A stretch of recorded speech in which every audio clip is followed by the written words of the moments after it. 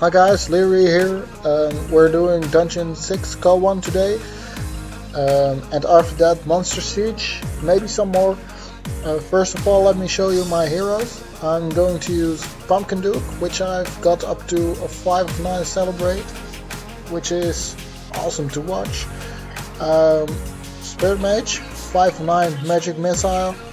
This is where you want her to be. 5 of 9 is the minimum of Spirit Mage, and after that the skill becomes better and better, but 5 of 9 is really relevant in Arena.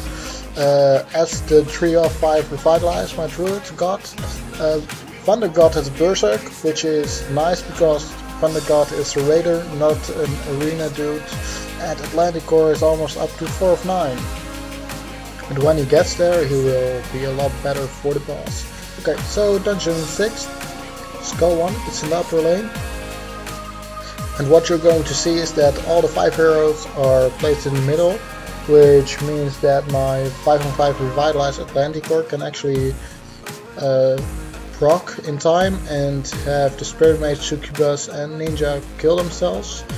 Then after the proc wears off, I can put down Guardian Angel to have them protected a bit longer. My Pumpkin Duke will proc and they will zip through the base. I just need a restoration there for the Druid aggro, and from there it's a piece of cake. Why I love this dungeon is because due to my heroes I only need 2 spells, namely Guardian Angel and Restoration, because Atlantic Core acts as the third savior spell. He makes Spirit Mage and Ninja and Succubus almost kill themselves, and it's a really easy dungeon if you do it properly, and you get 18 charge from it and 3500 experience, which is quite a lot. It's the same as I get in a raid, and it's much easier to do than in a raid. So, and you see the shard drop here.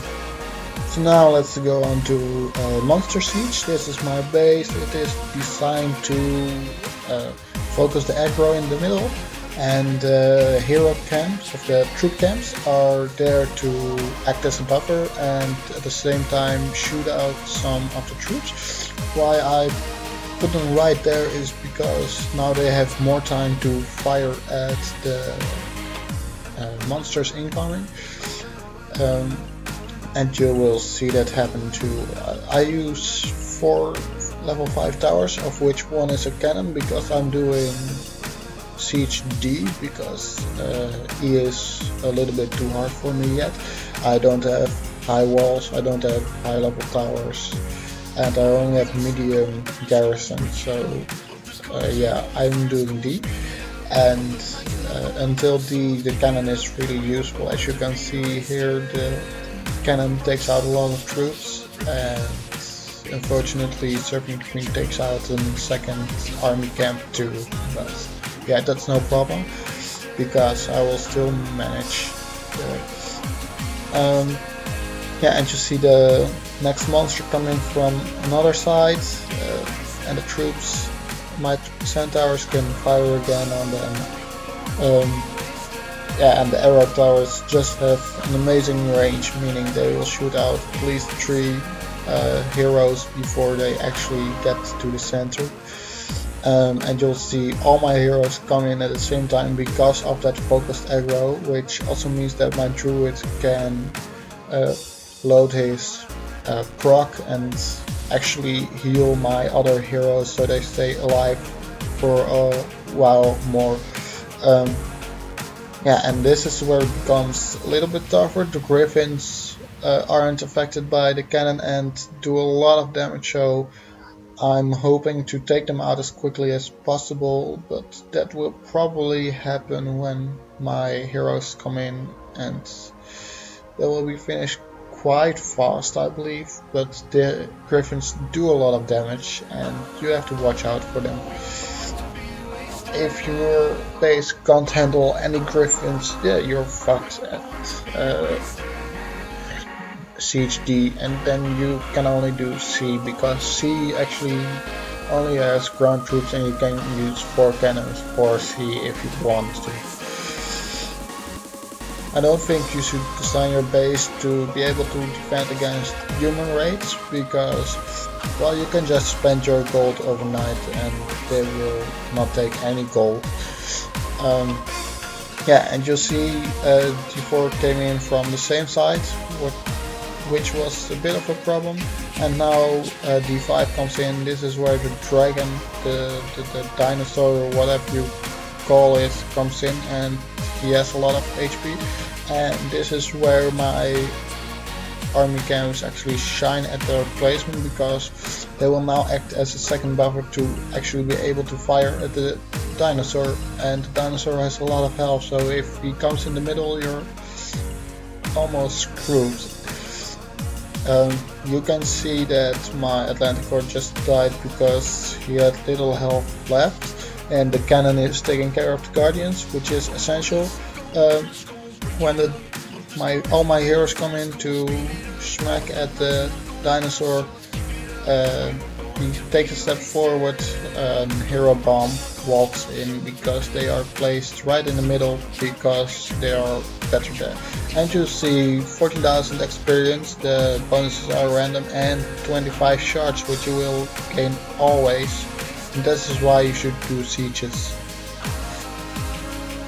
So now let's begin a raid. I'm going to use Pumpkin Duke and show off his extraordinary power. This base has 130k gold, which means I'm certainly going to raid it. I just can't let that amount of gold pass, and it's not that hard of a base either, because the heroes are all in the middle, which means my Spirit Mage and Thunder God have enough time to proc and take out some of them, and I can use Guardian Angel to clean up the rest. Thunder God is gaining some aggro from the towers there, so I have to heal him. Pumpkin Duke and Atlantic Core split off to the left, which means they won't gain as much heal from Druid anymore, and Thunder God won't be healed. You see Atlantic Core died there because, well, he took too much aggro from the towers and wasn't healed enough, but Pumpkin Duke stays alive thanks to my Guardian Angel, and that's it for the base, because, well, almost all of the heroes were gone, and if they weren't gone, well, they are now, because all my centaurs are celebrating and they are just wiping through the base. You can see it's only a bit more than a minute before I finish that base, which is quite fast for base at 13k might, because, well, the bases are normally a lot tougher than this, especially when I don't use Pumpkin Duke. When I'm not using Pumpkin Duke, I'm replacing him with Snowzilla, and Snowzilla is another AoE-like hero. It spits off 8 magic missiles with limited range, but Snowzilla is awesome to replace any hero in my team. So, well, you see, I only had to use Guardian Angel and Restoration. Grab 130k gold, 3600 experience, and, well, that was it for this bit. I hope you enjoyed it. Please comment, and, well, thanks for watching, guys.